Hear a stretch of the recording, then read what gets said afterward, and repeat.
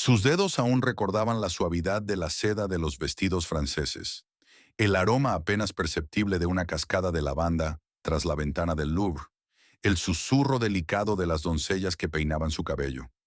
Isabela creció en París, la capital de la monarquía, donde la grandeza se escondía en el mármol y el silencio, y la disciplina, en cada mirada.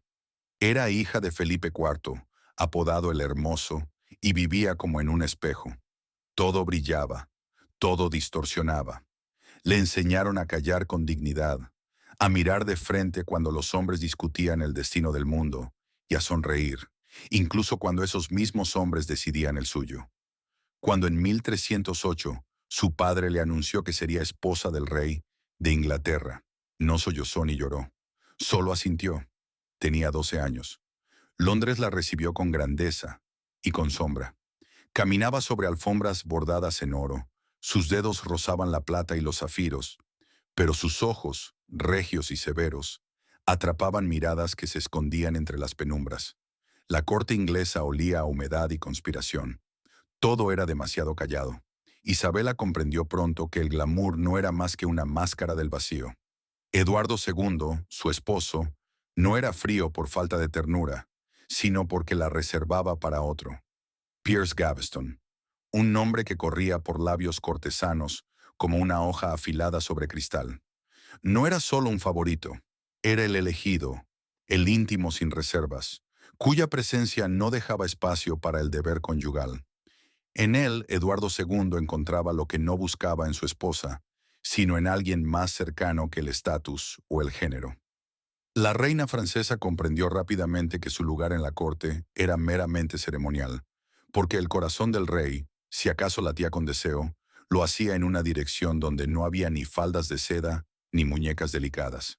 En su mirada hacia Gaveston había más ternura que en todo lo que alguna vez le dirigió a Isabela, incluso el día de su boda.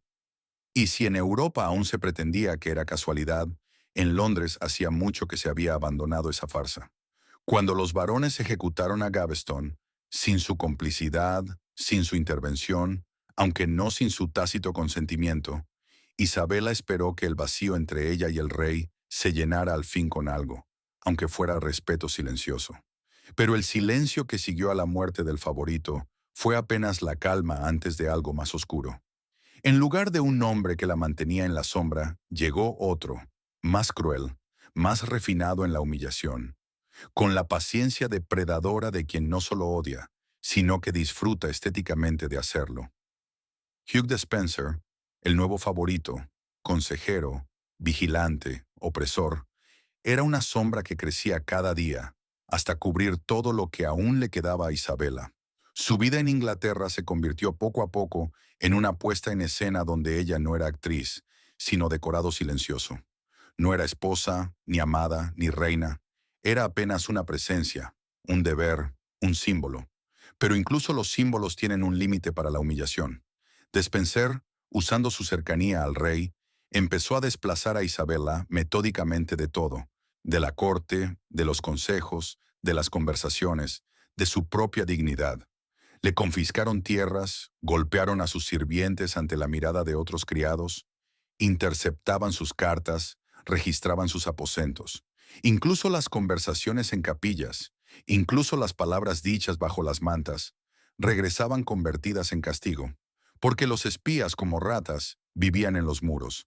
Aprendió a callar no porque no tuviera nada que decir, sino porque cada palabra suya se traducía en dolor para quienes amaba. Veía cómo se emitían órdenes en su nombre, cómo los varones desviaban la mirada, cómo las doncellas temían acercarse. Una noche fue testigo de cómo golpeaban a su fiel ayuda de cámara en el pasillo, no por culpa alguna, sino por capricho de Despenser, y se quedó inmóvil. No por cobardía, por comprensión. Ya no la humillaban, ya la habían destruido. Todo lo que quedaba era decidir cómo de esas cenizas podía brotar algo nuevo. Entonces comenzó a escribir. En sus cartas a París no había retórica ni adornos, solo verdad, cruda, como un hueso que atraviesa la carne. No escribía como reina, sino como prisionera. Sus palabras eran quejas, pero no súplicas de ayuda. Eran más bien testimonios, silenciosos, solemnes, frente a la historia misma. Le comunicaba a su padre que en Londres ya no quedaba una reina, solo una sombra, aún vestida en los bailes, aún sentada en el trono, pero ya sin voz, sin respeto, sin reconocimiento. Soy reina solo de nombre y esclava en esencia, escribió, y esa fue la última frase de la carta, escrita con una mano que ya no temblaba. En ese momento, Isabela dejó de ser hija del trono francés. Se convirtió en una mujer que había sobrevivido al palacio que le quemó el corazón, una mujer a la que no le quedaba nada, salvo el deseo de recuperarlo todo. No solo el honor, el poder, la voluntad, la venganza. Regresaba a Francia no como hija, ni como hermana, ni como reina, sino como exiliada que mantenía la cabeza erguida, aunque en su pecho palpitaba el vacío, donde antes vivía la ofensa y ahora una determinación silenciosa. Su viaje a París se explicaba oficialmente como una misión de paz. Eduardo II no quería que su hijo, el joven príncipe, heredero al trono, llegara a la corte francesa sin acompañamiento, y permitió que Isabela cumpliera una misión diplomática honorífica. Pero aquel viaje que comenzaba como una formalidad se convirtió en su fuga, su ruptura, su primer respiro tras años de asfixia en la trampa de piedra que era Londres. Dejó Inglaterra y por primera vez en mucho tiempo no miró atrás. Francia la recibió con sonrisas, pero ya no con reverencias. Aunque era hija del rey, su situación era delicada, pues ahora no era solo Isabela de Capeto, sino la esposa de un hombre que la había deshonrado y madre de un hijo que aún no tenía voluntad propia. Sentía las miradas de los más cercanos, llenas de duda, cautela, compasión. Pero ya no esperaba compasión ni apoyo por deber familiar. Había llegado con un propósito. Y ese propósito comenzó a tomar forma incluso antes de que el barco atracara en el Havre. Al volver a su tierra natal, ya no buscaba seguridad, buscaba aliados. Fue entonces, en Francia, cuando llegó aquello que los historiadores más tarde llamarían una fusión política y personal, el encuentro con Roger Mortimer, fugitivo, lord, prisionero en la torre y milagrosamente arrancado de las garras de la corona inglesa.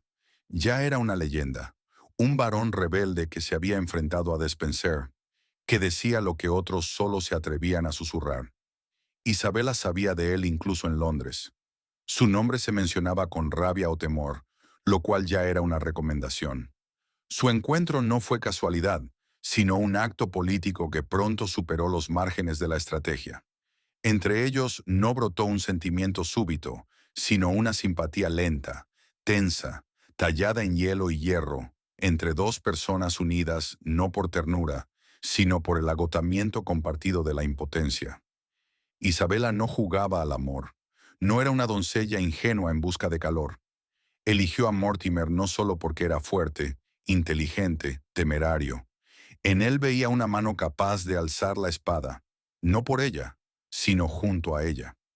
Su alianza no nació en el lecho, sino en planes, cartas, mapas. El rey francés, su hermano, observaba aquello con una indiferencia irónica que tenía más de permiso que de oposición.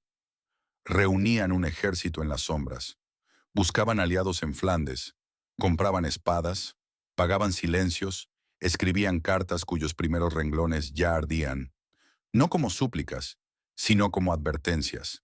Isabela escribía a los varones ingleses, los mismos que alguna vez le dieron la espalda en la corte. No escribía en nombre de la reina, sino en nombre de una mujer traicionada, en nombre de una madre que veía a su hijo crecer bajo la sombra de otra mano, en nombre de una Inglaterra que gemía bajo el peso del favorito. En sus palabras no había lágrimas, solo filos. No prometía venganza, prometía liberación. No pedía bendición, anunciaba su regreso. No como reina, como sentencia. En Flandes estaban de pie en la costa cuando el otoño rozaba las aguas. Los barcos no eran grandes, el ejército no muy numeroso, pero detrás de cada guerrero había años de humillación que pedían redención. No llevaba corona, llevaba espada.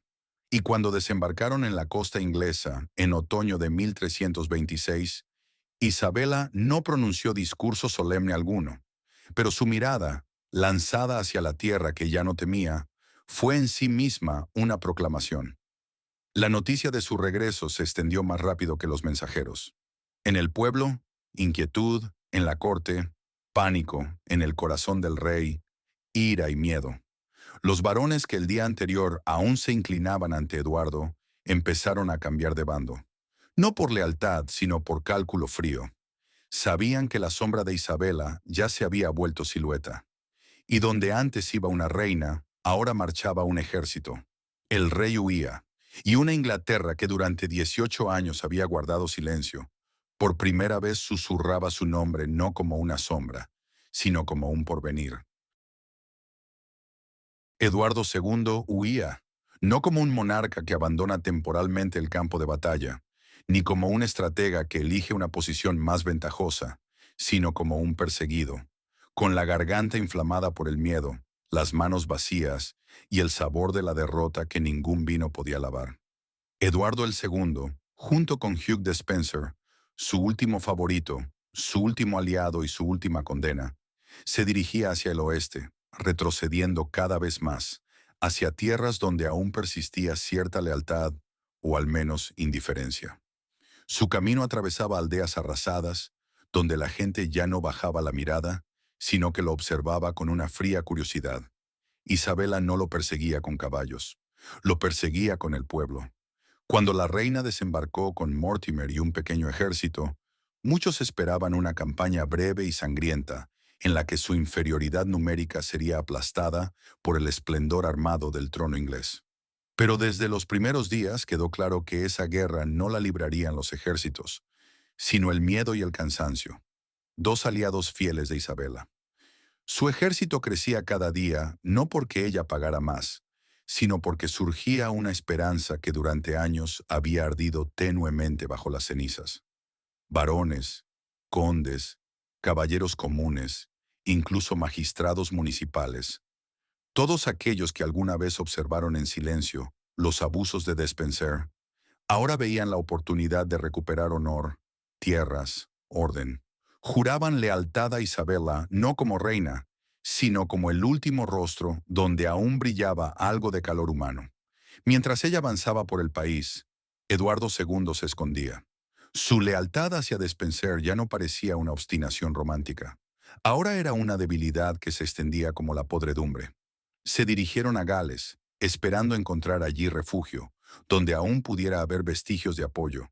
Pero incluso esas tierras, antes distantes y hostiles hacia la corona inglesa, ya no abrían sus puertas.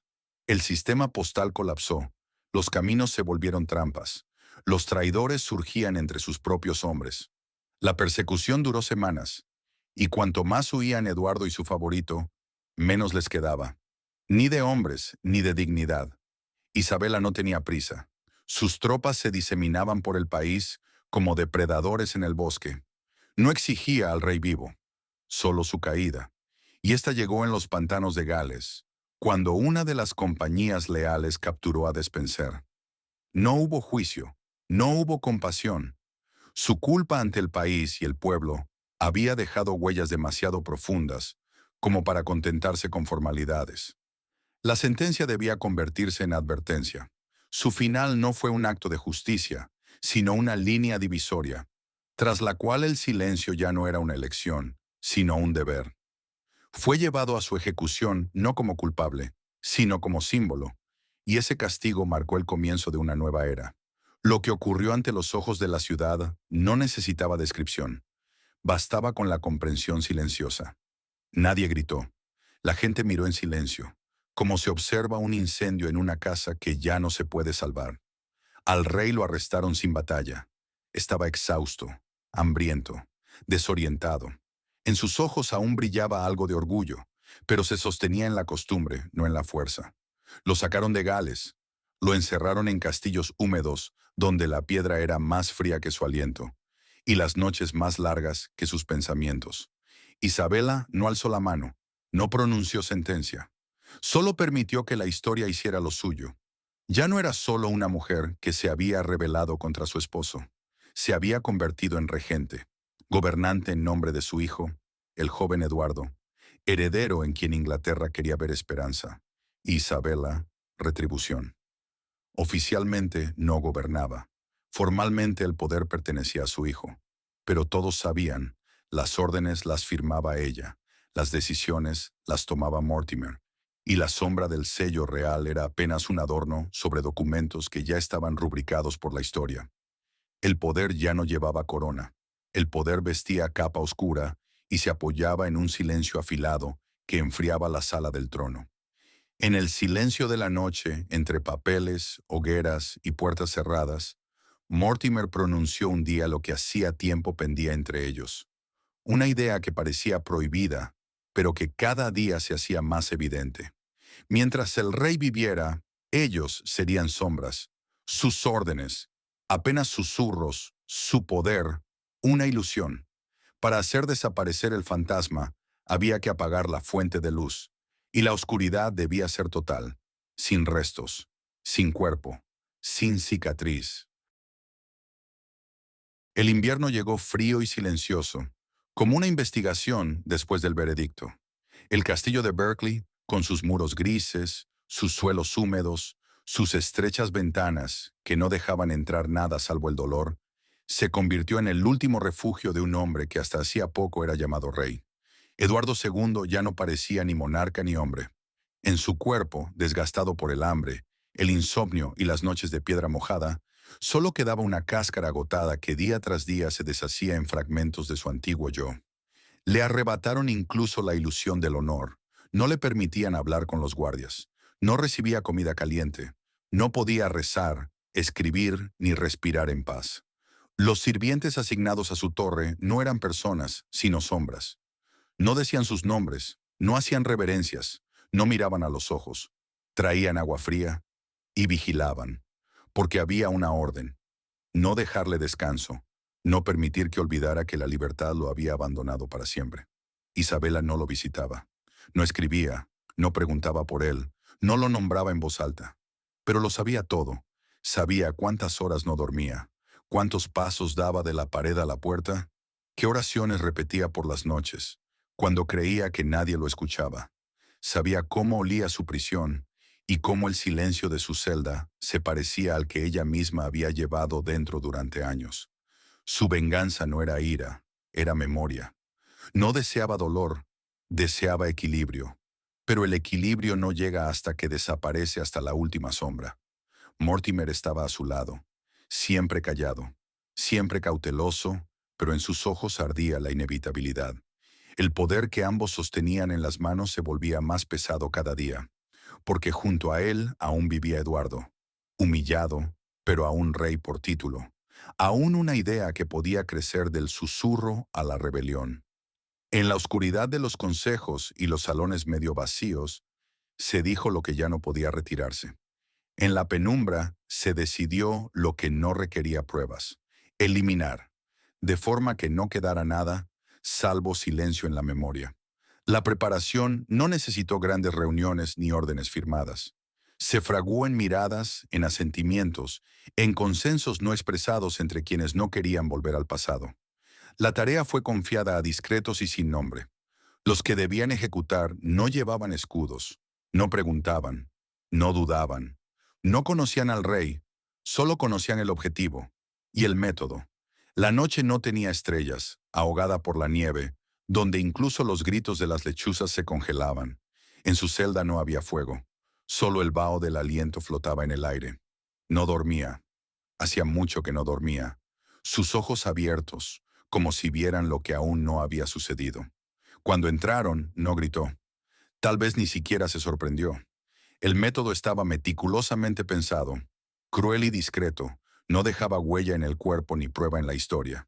El sufrimiento apuntaba justo donde más duele a un hombre que ya ha perdido todo, salvo la última brizna de dignidad. Se oyó un único sonido, apagado, ajeno, casi inaudible. Después, el silencio, eterno, denso, como un arrepentimiento tapiado. Los que habitaban el castillo no hicieron preguntas, solo oyeron eso, y fue suficiente. Días después apareció un comunicado oficial. El rey Eduardo II había muerto en cautiverio. Su muerte había sido natural, pacífica, triste.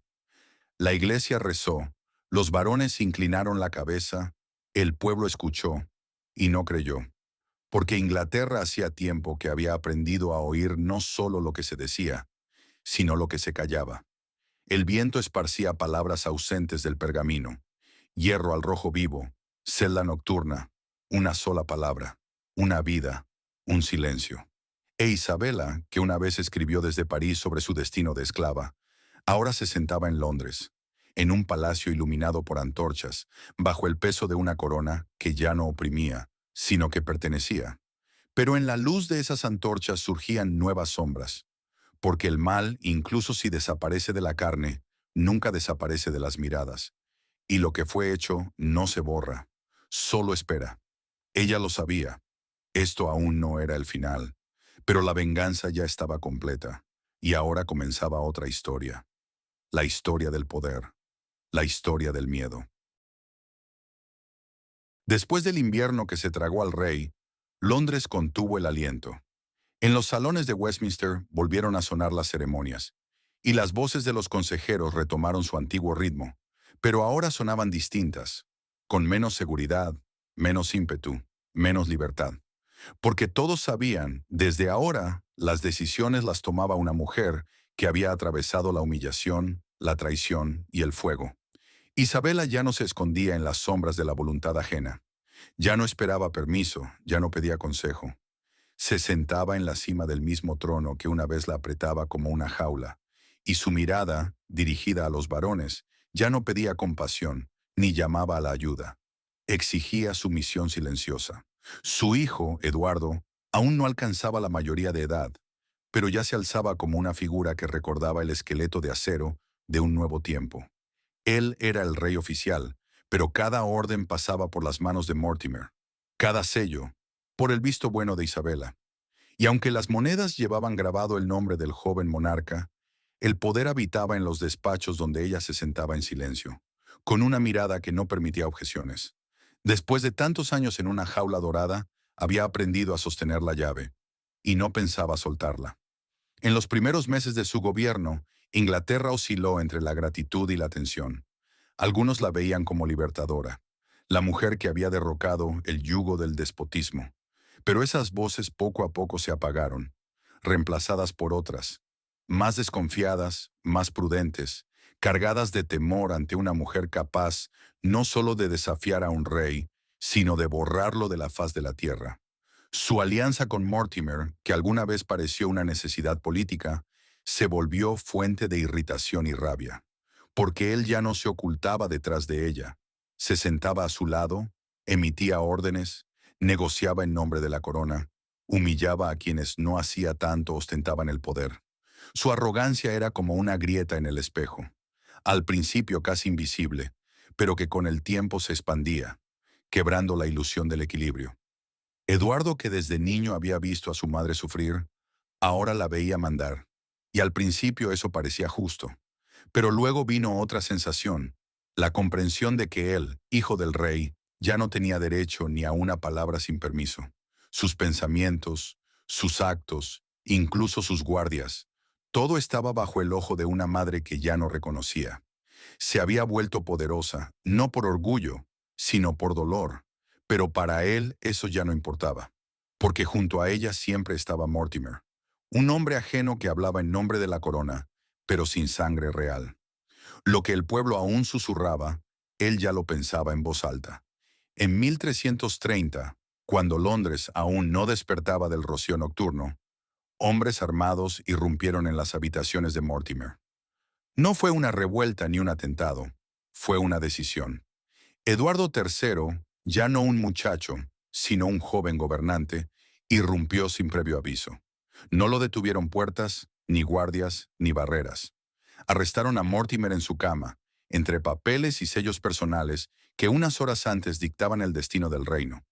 Isabela no alcanzó a detenerlo, o no quiso. Cuando su hijo entró por primera vez a la sala del consejo, no como símbolo, sino como rey, ella aún intentó hablar. Su voz no temblaba, pero en ella ya había una grieta. Soy la madre del rey, quiso decir, y lo dijo. Pero ya no era un argumento. Era el último hilo al que se aferraba cuando todo lo demás ya había caído. Las palabras no tenían peso, porque frente a ella no estaba un niño que pedía amor. Estaba un joven que le quitaba la espada. A Mortimer lo eliminaron sin largas deliberaciones, sin ceremonias, como a quien proyectaba una sombra demasiado extensa sobre el trono. En la plaza se reunió una multitud, pero no con indignación, más bien con alivio. Su final fue una marca que señalaba el cierre de una época, estruendosa, conflictiva, pero pasada. A Isabela no la ejecutaron. No era una enemiga, sino una madre. Y quizás el último resquicio de compasión que aún ardía en su hijo la llevó a concederle la vida, pero no la libertad. El castillo de Castle Rising se convirtió en su nuevo mundo, frío y distante, parecido a aquellos muros que una vez dejó en su juventud. No la torturaron, no la insultaron, no la restringieron, pero ya nadie hablaba con ella. Quedó sola, sin pueblo, sin consejo, sin hijo. Su voz se apagó, sus manos ya no tocaban decretos, sus ojos no veían el trono. Aún vivía, y vivió mucho. 28 años en silencio, 28 años sin poder, 28 años en un castillo donde cada espejo estaba cubierto con tela, y cada noche traía el mismo sueño. Hierro ardiente, la sombra del hombre que odiaba, y un silencio que no se iba. Se decía que cada noche susurraba su nombre, pero no por amor, por memoria, porque incluso la loba que arrancó el trono con sus colmillos, tarde o temprano, termina sola, no porque haya perdido, sino porque ha vencido.